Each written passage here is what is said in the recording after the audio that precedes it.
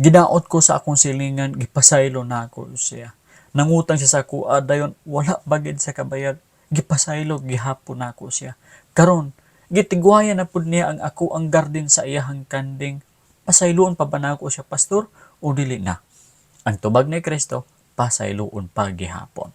Ngano man, unang-una, kay mao kini ang sugo ni Kristo.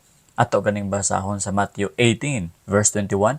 Miduol si Pedro kang Hesus ug nangutana, Ginoo, kun ang akong igsuon kanunay lang makasala kanako, kapila ko ba gayod siya pasayloon? Makapito ba?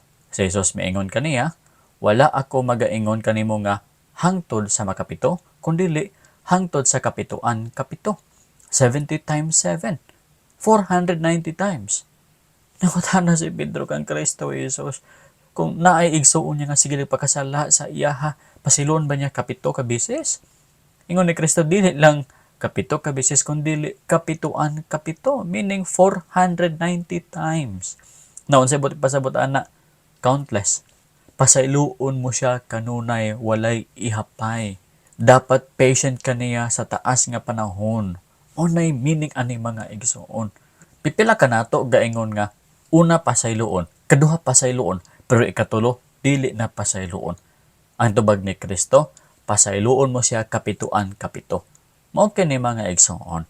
So kung naa kay igsuon diha nga sige lang og daot sa imuha, pasaylo agyapon siya. Kung naa kay silingan diha nga maoray buhat, sige og daot sa imuha. Ngalan kanyag hambugira, ngalan kanyag pasikaton, ngalan kanyag baho, pasayloa siya kanunay.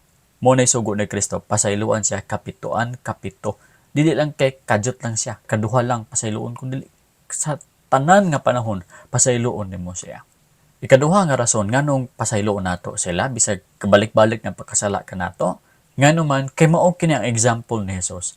Ingon pa diri sa Luke chapter 23 verse 34, Then Jesus said, Father, forgive them, for they do not know what they are doing. Ingon ni Kristo Jesus, amahan pasayloa sila kay wala sila kasayod sa ilahang gibuhat.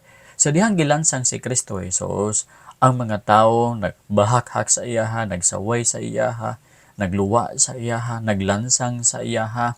Apan ang response ni Kristo Jesus, amahan, pasaylua sila, kay wala sila kasayod sa ilahang gibuhat. Kadlawon pa nagsugod ang sinumbag sa mga tao. Apan ang naa sa mind ni Kristo Jesus, pasayloon sila. Kapila ta sila pasayloon? 70 times 7. Mo kana mga igsoon. Kung napoy mga tao nga sigpakasala sa inyo, watapod si Kristo Jesus nga sabton nimo bitaw nga wala sila kasayod sa ilang gibuhat. Kini mga tawhan na nagbuhat sila og dautan tungod kay nagamhan sila sa yawa.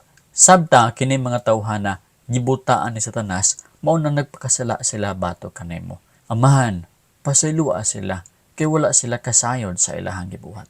Ikatulo nga rason nga pasayloon nimo sila aron nga pasayloon ka sa Ginoo. Mao ni mga igsoon ang dapat natong hunaon. Kung magpasaylo ko sa iyaha, pasayloon ko sa Ginoo. Pag dili na ko sa pasayloon, dili ko pasayloon sa Ginoo. Nabakit ay verse niya na? Yes. Nasa Mark 11:25-26.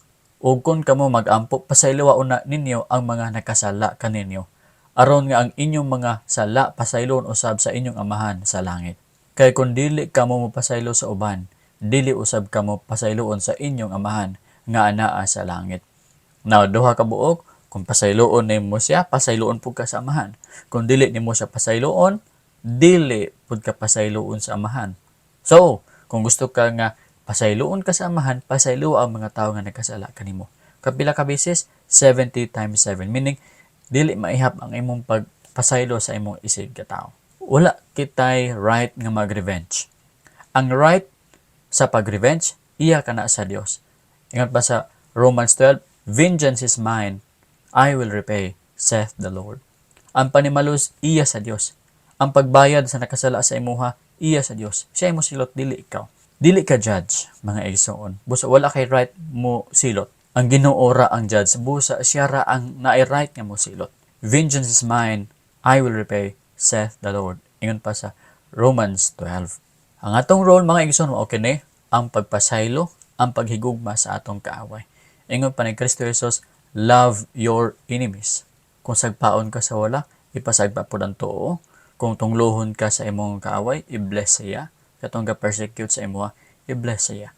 Mo kini ang sugo ni Kristo Jesus, mga igsoon. Love your enemies, pasaylo sila nga nakasala kanimo. Thank you so much. The Lord will bless you.